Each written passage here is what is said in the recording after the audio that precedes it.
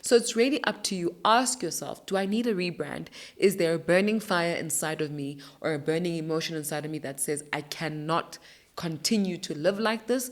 Or are you pretty okay with how you're living and you just want to change a couple of things? Yeah. Yeah. Come let me teach you a lesson. Come let me teach you a lesson. Lebo Lion with the tweets. Follow me back to my nest. Lebo Lion with the podcast. Teach you lesson cause I got class. Lebo Lion with the impact. You be lying, that's a real fact. Come let me teach you a lesson. Come let me teach you a lesson. Lebo Lion with the tweets. Follow me back to my nest. Hello, Lion Tribe. Welcome to the Lebo Lion Show, where we talk all things marketing, brand building, business mindset, and sometimes pop culture. I'm your host, Lebo Lion, and I'd just like to welcome you to 2025. This year, we're going to be doing things a little bit differently to what we were doing last year because we're going to be having more guest interviews, but also more sessions relating to marketing and brand building because we've seen from your comments and everything that you've been sending us that you really want us to go deep into the concepts of marketing for your business, how you build a personal brand, and everything else that's related to monetizing your hustle and your personality. So this year, we're really going to be doing a lot of important work and having deep conversations with thought leaders, creatives, and people who are really smashing it in their field of excellence. And I cannot wait. As you can see, we're in a new home because new year, new podcast aesthetics. And this is where we're going to be doing all of our important work and having those necessary conversations. Do you like it? I love it. Let me know in the comment section what you think about our new set and how you want to participate in this podcast. Now, today's episode is going to focus on a topic that I've been seeing going really viral on social media, and that's the concept of rebranding, right? And every time I see people talk about rebranding, a few things that come up. Firstly, people make it seem like it's a change of your lifestyle. So if you're going to rebrand, you're going to buy a new yoga outfit, try a new workout, drink different coffees instead of the ones you were drinking, or maybe change to matcha, maybe travel a bit more. And I think that's where people are getting it extremely incorrect. Rebranding is not a superficial exercise. In fact, it's incredibly deep and it's necessary for your progress in life. So on this podcast and on this episode today, you're probably going to be hearing about rebranding in a way that you haven't heard of it before. And I think that's important to show that, on this podcast, we do things differently and we do things in a way that's impactful and meaningful to your real life journey. We're not just here to get subscribers, likes, and follows, but we're here to help you create a life that you love and that you're proud of. And that's why we're going to be talking about rebranding the way that we're talking about it. So rebranding is not about buying things. It's not about consumerism. It's not about getting a new car, moving cities, changing how you dress, getting better makeup. It's all about the inner work. Who are you now and who are you trying to become? So get your pens and paper because in this session, it's going to be a quick, impactful session. In this session, I'm going to give you a few tips on how to rebrand yourself successfully for 2025. Let's get into it. Hi, Tribe. This is a kind reminder to ask you to like, share, subscribe, and do the things that you need to do to get this podcast to reach the right people. We want to grow this community and elevate it to greater heights, and we need your help to do this. If you're not already subscribed to our newsletter, please click the link in our bio to subscribe so you can get all things marketing, brand building, and mindset in our weekly EIM newsletter. And don't forget to keep checking in our link when we have events and masterclasses. Enjoy the rest of the episode. So what is rebranding simplified? From my perspective, and when we want to simplify this concept of rebranding, rebranding is the process of going from a state of mediocrity to excellence, right? So it's going from a state of being whoever you are, thinking that you're not really enjoying what it is anymore. You feel like you need to rise to a different level. You just don't like how things are for you now. So it's mediocre. It's not at the level that you wanted. And you're going to a state of greatness. So it's to the level that you envision to be better than your current state that you're experiencing or living in. And that's a very basic definition of rebranding, going from a state of mediocrity, which is where you are now, to greatness, which is where you hope to be or where you envision yourself to be. But if we really take a deep dive into this concept of rebranding, we need to use this definition. And I want to read it out to you because I want it to be incredibly clear, and I want you to take out your pens and paper to write this down. So, rebranding yourself is about changing your unconscious vibration, the result of which will manifest into an elevated material life and a reframed unconscious state. Yeah, that's a very deep definition. So I'm going to say it one more time and then we'll unpack it. Rebranding is about changing your unconscious vibration, the result of which will manifest into an elevated material life and a reframed unconscious state. I know a lot of those words seem a little bit kooky. Why is she talking about being unconscious and your vibration? We're talking about branding here. What do these things have to do with branding? Okay, let's break it down. So why do I say it's about changing your unconscious vibration? Because we're actually a result of the things we believe we are and not the things we want to be or the things that we say we want. So your unconscious state is the manifestation of the life that you're living. And if you change your unconscious state, you change your physical environment and the material things that you have in the environment. So first we have to change our mindset. We have to change our belief system so that we can elevate to a new level of consciousness. And that's why we say in this definition, it's an elevated, reframed unconscious state, because you've changed how you view yourself, how you view the world, and so unconsciously you're vibrating differently and your belief systems are different and the way you perceive everything is different, and that's what's going to manifest in the world that you live in. I think what's also quite important for us to acknowledge in this is that I speak about manifested into an elevated material life. How you think manifests into the world. So the material things in your life are a manifestation of what you believe and what you think and what you see. Therefore, it's important for you to be able to see indicators of a successful rebranding in material manifestations of things. So it's not that people online were completely off base when they were saying that rebranding is having a renovated house or having a different gym routine or traveling. Those are the physical manifestations of successful rebranding. However, if we only look at rebranding from that frame of the material manifestations, we'll lose out on the biggest part of it, which is changing your mindset and your belief system so that unconsciously you are vibrating at a very different and higher level or elevated level to how you were seeing the world before. You literally become a brand new person. That's what rebranding is all about. So now that we know the definition of rebranding, how do we even start on what seems like a complex process of becoming a new version of yourself? Don't worry, the steps that I have for you are really simple, and it's going to help you navigate rebranding in 2025 quite successfully. So the first thing that we have to do when we want to rebrand successfully in 2025 is that we have to envision the highest or the greatest version of ourselves that we're trying to become. And I often encourage people to make that version of themselves who they want to be in a year's time. Don't think too far ahead because it becomes overwhelming and you won't achieve it immediately or in a frame of time that is manageable for you as a human being. So keep it within a frame of 1 year, but envision who you want to be, who that greatest version of yourself is within that year. And I want you to write it down. I know some people say that they're not very good at writing, they're more stimulated and inspired by visuals, and that's okay. You can also vision board, but I want you to write it down.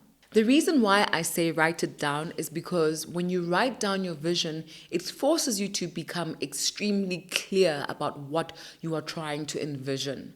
A lot of the time when people use visuals, for example, when you're using a vision board and you're getting, your pictures from Pinterest and putting them on a Canva template, you can lean towards putting on too many things on that vision board and not being clear enough about what you're trying to achieve. And that can cause confusion for you because you don't have a clear direction. So writing it down mitigates the probability of waffling or putting on too many things that aren't actually achievable in that 1 year time span. So the first thing we do is we envision, and you must be very clear. In a year's time, I am going to be this person. The phrase I am is incredibly powerful for our subconscious. Whatever you say you are, you become. And that's why you have to write that greater version of yourself in sentences that start with I am. I am a wealthy woman who owns a house that looks like this. I earn this much. I am. It's very important for it to be a current state. And you work towards that current state subconsciously, but it has to be an I am, not I'm going to be, not I wish to be, I am. Because if the vision is already within you, it's something that you're meant to become. So you're already it, just not right now, in the future. And that's why we're calling in the future version of ourselves by saying I am. The next step to rebranding ourselves after we've written the greatest version of ourselves and maybe even created a vision board is we need to create a doom and gloom situation. Contrary to popular belief, negative motivation is very powerful in getting people to do the things they have to do for themselves. So what does a doom and gloom situation look like? You will write down what you would become if you don't achieve this greatest version of yourself that you believe you need to become, right? And this is supposed to help you see what life would be if you don't take the active steps to manifest this greatest version of yourself that you know you're called to be. The reason why we need to envision a doom and gloom situation is because if we were only to rely on positive motivation, we would not be able to fully achieve what we're trying to do. And the reason is because the potency of positive motivation becomes diluted over time. So you'll need a whole lot more of it to sustain you in the way that it did in the beginning. Unlike negative motivation that has such a profound impact on your subconscious that it gets you to act and move much faster and with a greater impetus than if you were just relying on positive motivation. This does not mean be unkind to yourself. This means whenever you see yourself slacking, remember who you could become if you don't take the actions that are necessary to achieve this greatest version of yourself that you've been envisioning. In fact, the concept of envisioning something negative is a tactic or a strategy that's used by a lot of successful people. Let's use an example like Michael Jordan to make this more impactful and to make it realer for you. Whenever Michael Jordan would experience something, he would try to find or make an enemy in the experience to give him a drive to achieve that thing, right? So let's say somebody pushed him on the court or something happened that isn't in his favor, he would make that his enemy that would further push him to want to achieve what he's trying to achieve. So I'm not saying go out there and just make enemies of people, but what I'm saying is you need to have something in your environment and in your story that makes you uncomfortable and makes you and fuels you so much that it makes you want to make a change or take action. And that's usually inventing some kind of enemy. The enemy could just be the person you'd become if you didn't achieve what you're trying to achieve. And that's why this envisioning, this doom and gloom is very important. The next step after envisioning your higher self and creating a doom and gloom situation is that you have to do something that I call a goal bridge. A goal bridge. A goal bridge is a tool that we use to create clarity and to plan how we're going to get to being the highest version of ourselves or the greatest version of ourselves. And it's a very simple thing that we do. So what you do is you get a piece of paper and you write down where you are. That's the beginning of your goal bridge, where you are. Whoever you are right now in this mediocre situation, you write that down. Then you leave a lot of room, and at the end of the goal bridge, you draw or you write the highest version of yourself. And in this room that you've created between your now you and your future self, you create little segments or you draw lines that would represent different months in the year. So let's say we're starting in Jan. This is where you are, mediocre state, January. Then you'll have lines, February, March, April, May, all the way to December. December would be you being your highest self. In between, you're going to break up each month into weeks and each week into days. And you're going to have goals for each month and then goals for each week. And you have to have a goal for each week that you can measure, right? So maybe you want to be a famous podcaster, or you want to have 1,000 subscribers by the end of the year and you're starting at 0. Maybe your goal from Jan to Feb is that you want to have achieved 100 subscribers. And that's something you can measure. But right, we've got the 1 month. So 1 month is 100 subscribers. Then we break it down in 2 weeks. So maybe each week you want to be getting about 25 subscribers. And then within those weeks, you're going to talk about how you're going to achieve that every single day. This is important because it allows you to create a real plan that's easy to execute, because you're not thinking about it in a year perspective. You're thinking about it from a day to day or week to week or even a month to month, which makes it easier for you to not only execute what you're doing, but to make it manageable for you to see where you might be going wrong. Because instead of having to change 3-4 months worth of progress, now you are iterating when you see mistakes after a week or 2 weeks. When you see yourself not achieving results after 1 or 2 or 3 weeks, then you're able to fix that quickly so that you're not carrying those mistakes over for the entire year and you find yourself not achieving the things that you wanted to achieve. So a goal bridge is one of the most successful tools in helping you plan how you're going to get to the highest version of yourself. The next thing you're going to do after creating your goal bridge is that you're going to remove the idea of having a plan B. You cannot become your greatest self if you're going to have a mentality of creating plan Bs for yourself. Plan A is the only plan, and it's the only plan that will work. Often when I speak at events or I host consultations and masterclasses, a lot of the attendees or my clients will ask me, how did you become Lebo Lion? And my answer is simple. I didn't have any other choice. I didn't have the option or the luxury or the comfort of a plan B, so I had to make it work.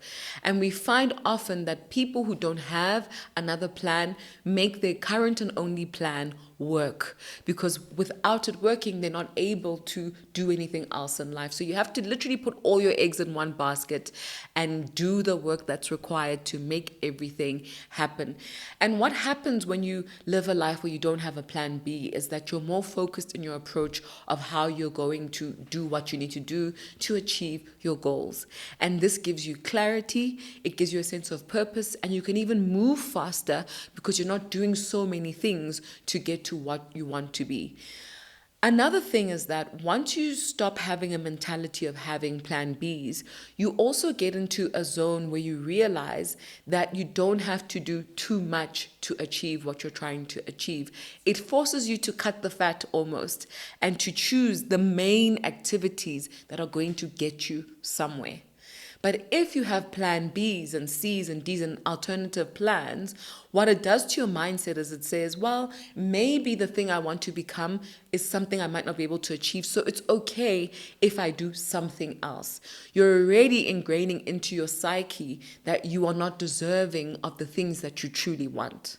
And remember, your life will only truly be fulfilling when you do the things that you truly want, when you become the thing you are called to be. And for as long as you're not that thing, it's going to keep nagging you like the chicken licking monkey. And until you achieve it, you're going to be always in a state of mild discomfort, and you don't want that. It is quite liberating to achieve your goals. It is quite liberating to become the person that you want to become. And it's motivating to watch yourself achieve things over time. So take the bold move, be audacious, and remove the idea of a plan B from your journey. Now, I hope you've been taking notes of all the tips I've been giving you to rebrand yourself for 2025. Trust me when I tell you, you're going to have a competitive edge to everyone else, because whilst people are rebranding superficially, you are doing the hard and inner work that's going to make you stand out in that crowd and really dominate the industry that you're trying to penetrate or achieve whatever it is that you're trying to achieve. And don't worry, we're almost done. We've just got 2 more steps left, and then we can go on and implement these tips and tools that I've provided you in this video. So the next thing you're going to do when you want to rebrand yourself for 2025 is that you're going to create a list of non-negotiables. I know for a lot of people this seems a little bit weird. Like, why would we start creating a list of non-negotiables, and why would we do it at this part of the planning process? Now, the reason why we would do it at this part of the process is because all the other steps leading to now have created clarity for you. You've envisioned who you want to be and who you would become if you don't take the steps. You've created your goals, and you understand that you should not have a plan B. So now it's a clearer picture for you that you can use to decide what your non-negotiables are. A non-negotiable is something that cannot be changed or moved by discussion. It is set, it is not going to change, it is something you're committed to, and it's something you're going to do, or it's something that you're not going to allow into your life. So you need a list of non-negotiables. For you to become the person you want to become, what are the non-negotiables? So let's use the example of wanting to lose weight to become your highest self. Your goal is weight loss. Then perhaps one of your non-negotiables would be that you're not going to be eating junk food for the entire year, or that you will not be spending time with people who encourage unhealthy habits. Or one of your non-negotiables is that you're going to be going to gym 5 times a week, no matter what. Whatever your non-negotiables are, these are the things that keep you on track, the things that you know you have to keep doing, that you will not change. It doesn't matter what anybody says, that allow you to get closer to who you're trying to become. And I encourage you in your list of non-negotiables to sit quietly and take real time to think about, what are these non-negotiables in my life? It's very important for you to be clear about them, and for those non-negotiables to be real.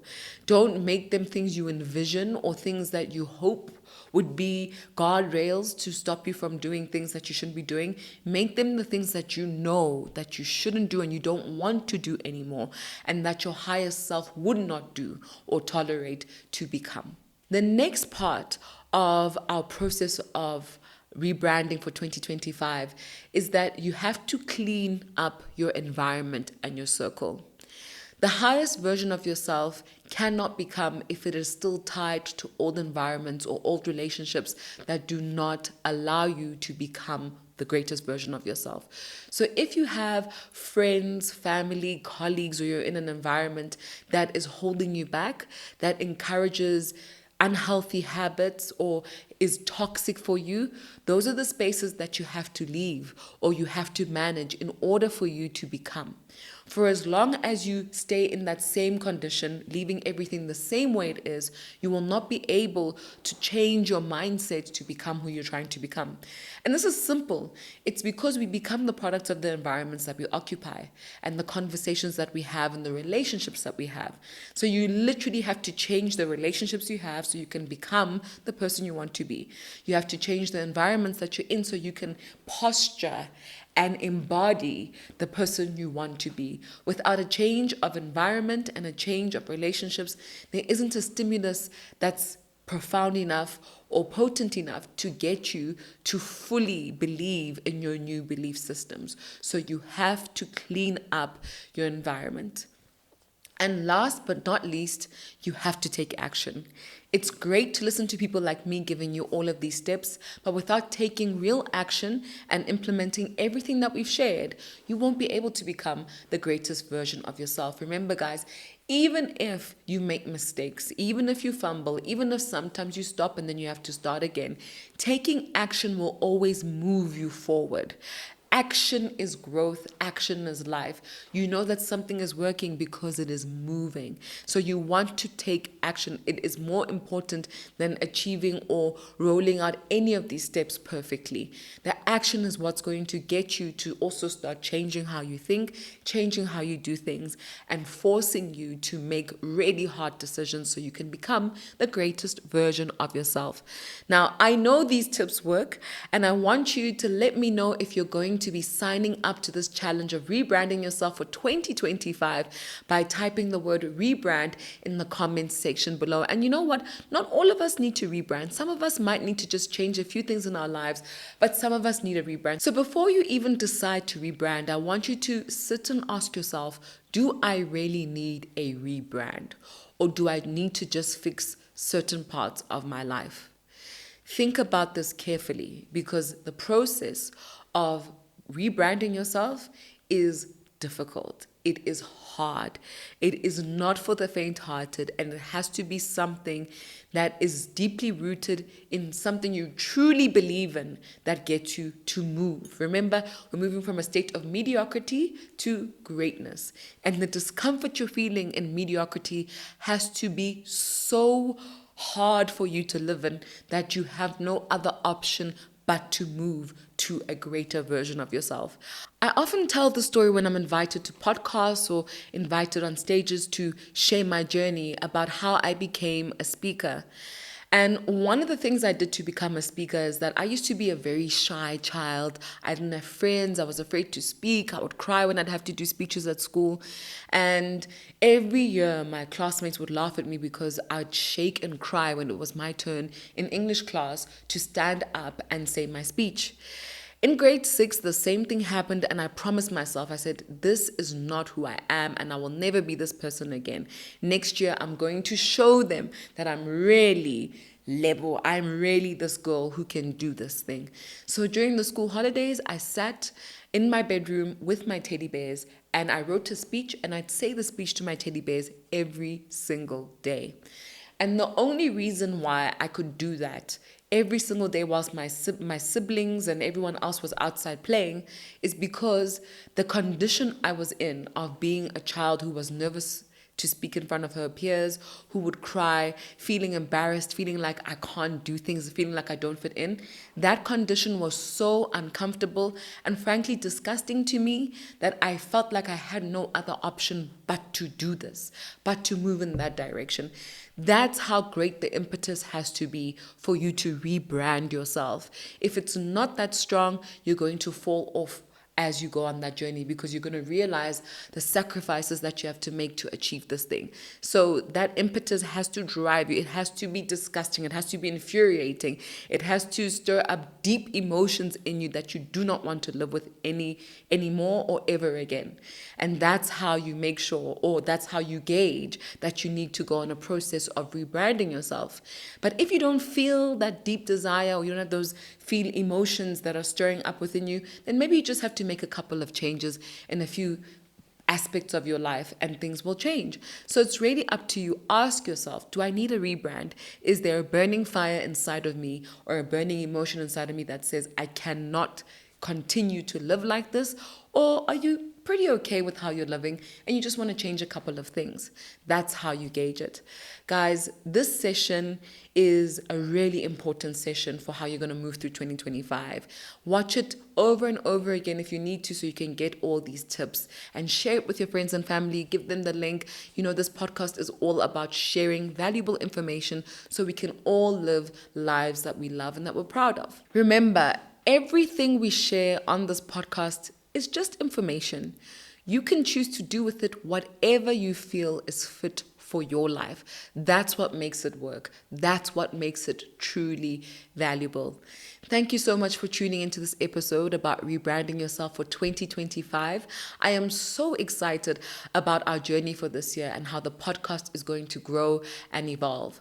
Don't forget to like, share, and subscribe, and do all the things that are necessary to get our community to grow and to get this podcast to be seen by the right people and to impact the right communities. Until our next episode, remember, the only way to eat an elephant is one bite at a time. Cheerio.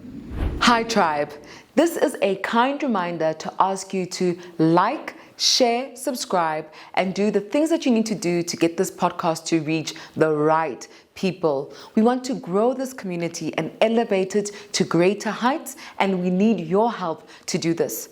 If you're not already subscribed to our newsletter, please click the link in our bio to subscribe so you can get all things marketing, brand building, and mindset in our weekly EIM newsletter. And don't forget to keep checking in our link when we have events and masterclasses. Come let me teach you a lesson. Come let me teach you a lesson. Lebo Lion with the tweets. Follow me back to my nest. Lebo Lion with the podcast. Teach you a lesson cause I got class. Lebo Lion with the impact. You be lying, that's a real fact. Come let me teach you a lesson. Come let me teach you a lesson. Lebo Lion with the tweets. Follow me back to